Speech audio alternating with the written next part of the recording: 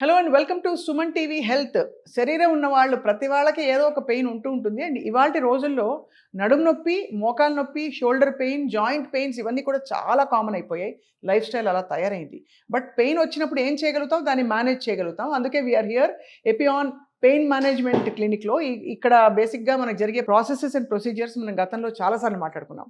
The పయనియర్ and దాదాపు founder అని చెప్పొచ్చు ఆఫ్ పిఆర్పి. ఇవాల్టి రోజుల కోసం అంటే ఈ తరం కోసం మనతో పాటు డాక్టర్ సుధీర్ ధారా గారు ఉన్నారు. Welcome sir once again. Hi అండి. ఇవాళ ఏంటి ఫుల్ బిజీ నడుస్తుంది మీ క్లినిక్ ఇవాళ. When I walked in I was shocked అండి. వీక్ డే రోజున పీపుల్ కమింగ్ ఇన్ అండ్ ఇంతమందికి నొప్పి ఉందా సార్ నిజంగా? నొప్పి మీరు అడిగిన మంచి క్వశ్చన్. ఎందుకంటే అందరికి తెలియని విషయం ఏంటంటే, ఏదన్నా ఒక మనిషి హాస్పిటల్కి వెళ్తున్నాడు, ఆ హాస్పిటల్కి వెళ్తున్న మందిలో మనం పర్సంటేజ్ తీసుకుంటే ఎక్కువ మంది హాస్పిటల్కి పోయేది నొప్పితోనే. అవునవును. ఇప్పుడు మనకి ఒక పెద్ద కార్పొరేట్ హాస్పిటల్ తీసుకోండి, రోజుకు 1000 మంది కొత్త ఓపీ చూస్తారు. దాంట్లో 900 మంది జబ్బు లేకుండా వెళ్తారు. అంటే సార్ హాస్పిటల్కి వెళ్ళేది జబ్బుతో కదా అంటే, జబ్బు లేని వాళ్ళే వీళ్ళందరూ నొప్పులోళ్ళే. అంటే ప్రివలెన్స్ సొసైటీలో 30% క్రానిక్ పెయిన్కి, దీర్ఘకాల నొప్పులతో బాధపడే వాళ్ళు 100కి 30 మంది ఉన్నారు. సో అంటే ఇంకా ఎంత ఉంది, ఎంత ఈ దీర్ఘకాల నొప్పులకు ఇప్పుడు వరకు రాంగ్గా ట్రీట్మెంట్ పోతుంది. ఇది మేజర్ ఇష్యూ. ఎందుకంటే ఇప్పుడు మనం సిటీలో ఉన్నాము, పెద్ద సిటీలో ఉన్నాము, చిన్న చిన్న ఊర్లు తీసుకోండి, విలేజెస్కి వెళ్ళండి, మోకాలు నొప్పి వచ్చింది, నడుము నొప్పి వచ్చింది, ఏం చేస్తారు ట్రీట్మెంట్ కూడా ఏమి లేదు సార్ వాళ్ళకి. ఇప్పుడు లేడీస్ అయితే చెప్పరు.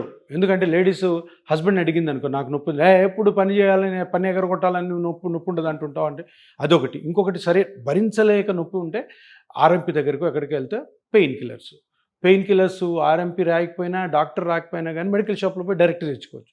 పెయిన్ కిల్లర్స్ వల్ల ఎంతమంది కిడ్నీలు చెడిపోయి కిడ్నీ ట్రాన్స్ప్లాంట్కి వెళ్తున్నారో మీరు డేటా తీసుకుంటే అర్థమవుతుంది.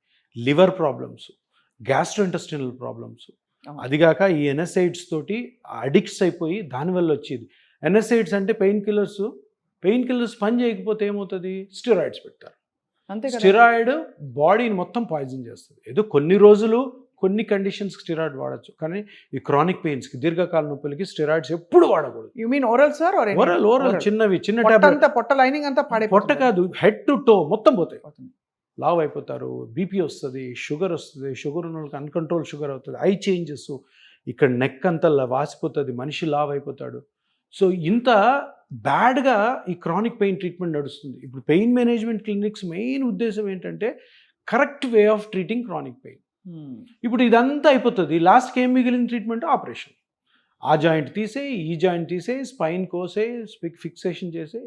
సో ఇది కాకుండా పెయిన్ మేనేజ్మెంట్లో ఏముంటాయంటే కరెక్ట్గా డయాగ్నోసిస్ చేసి ఏ పార్ట్ అయితే డ్యామేజ్ అయింది దాన్ని మట్టుకే సింపుల్ ఇంజెక్షన్స్తో ట్రీట్ చేయడం అన్నది పెయిన్ మేనేజ్. ఇంకొకటి దానికంటే ముఖ్యం, అనవసరమైన రూట్లో పోవద్దు.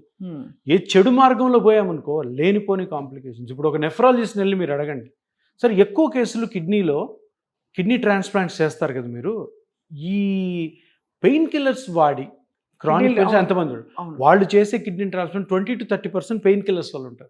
క్రియాటినిన్ లెవెల్స్ అన్నిట్లో క్రియాటినిన్ పెరుగుతుంది పెయిన్ కిల్లర్స్ వల్ల. ఎన్ఎస్ఐడ్ ఇండ్యూస్డ్ రీనల్ ఫెయిల్యూర్స్ అంటారు, 20 to 30% ఉంటాయి. రాంగ్ వేలో ట్రీట్ అవ్వడం అన్నది ఈ క్రానిక్ పెయిన్ లో వరల్డ్ వైడ్ ఉందన్నమాట. అంటే మనకి సార్ మీరు అన్నట్టు వన్ ఆర్ నన్, మన మధ్య మార్గం ఇంతవరకు ఇప్పుడు వచ్చే వరకు లేదు. సో వెళ్తే సర్జరీకి వెళ్ళాలి, అమ్మో సర్జరీ వద్దు బాబోయ్, మనమే పక్కపొడిలాగా పెయిన్ కిల్లర్స్ వేసుకుందాం. ఇది బికాస్ ఆఫ్ దిస్ గ్యాప్ ఇప్పుడు మనకు ఆప్షన్స్ వచ్చాయి చాలా. ఎగ్జాక్ట్లీ. సో అందుకే I was surprise to see ఇంతమంది పెయిన్తో వచ్చిన వాళ్ళు ఉన్నారా అని చెప్పి.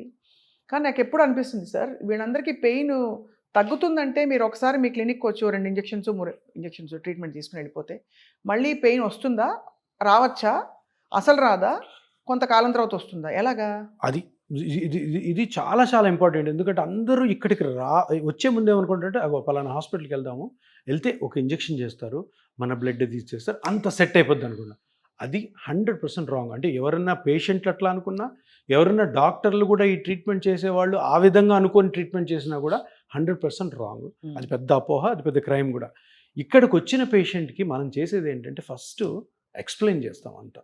బాబు నీకు మోకాలు నొప్పి ఎందుకు వచ్చింది, నీకు షోల్డర్ పెయిన్ ఎందుకు వచ్చింది, నీకు స్పైన్ పెయిన్ ఎందుకు వచ్చింది, అసలు కారణం ఏంటి, అసలు నీ వయసులో ఇది రావడానికి కారణం ఏంటి, నువ్వు చేస్తున్న పనులు ఏంటి, నువ్వు చేస్తున్న పనుల వల్ల ఏ ఏ పార్ట్ ఆ పర్టికులర్ స్ట్రక్చర్లో డ్యామేజ్ అయ్యాయి, అది ఎక్స్ప్లెయిన్ చేస్తే వాళ్ళకి అప్పుడు అర్థమైతే మూల కారణం ఎప్పుడైతే తెలిసిందో తగు జాగ్రత్తలు మేము చెప్తాం కాబట్టి అప్పుడు తెలుసుకుంటారు. ఈ ట్రీట్మెంట్ స్టార్ట్ అయిన తర్వాత ఏదైతే ఆ పార్ట్ని మనం మళ్ళీ నార్మల్ చేస్తాం, రిపేర్ చేస్తాం కదా ఇంజెక్షన్ తోటి, తర్వాత దాన్ని ఎట్లా మెయింటైన్ చేసుకోవాలి, ఇలా మెయింటైన్ చేసుకొని కరెక్ట్గా ఉన్న వాళ్ళకి మళ్ళీ మళ్ళీ నొప్పులు రావడం చాలా చాలా తక్కువ పర్సంటేజ్. ఎందుకంటే ఇది అండర్స్టాండ్ కాకుండా ఏదో మ్యాజిక్ ఇంజెక్షన్ వేస్తారని చెప్పి మ్యాజిక్ ఇంజెక్షన్ గుడ్డిగా ఎక్కడంటే అక్కడ వేయడంతో అనవసరంగా పేషెంట్ డబ్బులు పోతాయి, ప్లస్ ఈ ట్రీట్మెంట్ మీద నమ్మకం పోతుంది తప్పితే. సో మనం ఎప్పుడు కూడాను మన పెయిన్ మేనేజ్మెంట్ సెంటర్లో ఫస్ట్ ఆఫ్ ఆల్ పేషెంట్కి క్షుణ్ణంగా వివరించడం, ఇది జరుగుతుంది, దీన్ని ఇలా ట్యాకిల్ చేయాలా, దీనికి ఈ ట్రీట్మెంట్ ఆప్షన్ బెస్ట్, ఈ ట్రీట్మెంట్ తీసుకున్నాక నువ్వు ఇలా ఉండాలి, నువ్వు ఫాలోఅప్లో ఉండాలి, నువ్వు నేను చెప్పిన రూల్స్ అండ్ రెగ్యులేషన్స్ పాటించాలి అంటే మీరు అన్న క్వశ్చన్కి తప్పకుండా వాళ్ళ పెయిన్ మేనేజ్ వాళ్ళ నొప్పి ఏదైతే ఉందో దాన్ని మనము దీర్ఘకాలంగా రిలీఫ్ ఇవ్వచ్చు. ప్లస్ ఎప్పుడు ప్రాబ్లం వచ్చినా కూడాను, ఎప్పుడు వచ్చినా కూడా మళ్ళీ ఆ రోజు వచ్చి ఆ రోజు చూసుకొని చేయొచ్చు. అంటే నేనేమన్నానంటే ఇది లైఫ్ లాంగ్ ఇలా మేనేజ్ చేసుకుంటూ అవేర్నెస్తో కానీ పేషెంట్ ఉండగలిగితే ఎప్పుడు ఏ నొప్పితో బాధపడాల్సిన అవసరం లేదు. తెలియక చేస్తారు. అదే ఇప్పుడు కొంతమంది ఆపరేషన్ చేసుకుంటారు ఒక స్ట్రక్చర్ మీద. ఇప్పుడు మోకాలు ఆపరేషన్ అయింది, ఫెయిల్ అవుతూ ఉంటాయి 30%. ఎందుకు ఫెయిల్ అవుతాయి? తగు జాగ్రత్తలు పాటించరు. మేబీ డాక్టర్ చెప్పి ఉండకపోవచ్చు, చెప్పినా కూడాను వాళ్ళు పాటించరు. అదే జరుగుతుంది ఇండియా మొత్తం కూడా. ఎవరు జాగ్రత్తలు ఇప్పుడు ఎందుకంటే పేషెంటు వెళ్ళి ఆపరేషన్ చేయించుకోవడానికి ముఖ్య కారణం ఏంటంటే నొప్పి తగ్గాలి, నా పనులు నేను అన్ని చేయాలి.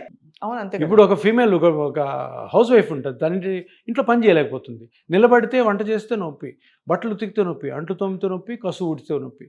ఆమె ఏమనుకుంటుంటుంది, వెళ్ళి నేను ఆపరేషన్ చేసేసుకుంటా, తర్వాత నేను కంప్లీట్గా అన్ని పనులు సూపర్గా 10-15 సంవత్సరాలు 20 సంవత్సరాలు పర్మనెంట్ చేసుకున్నాను. అది తప్పు.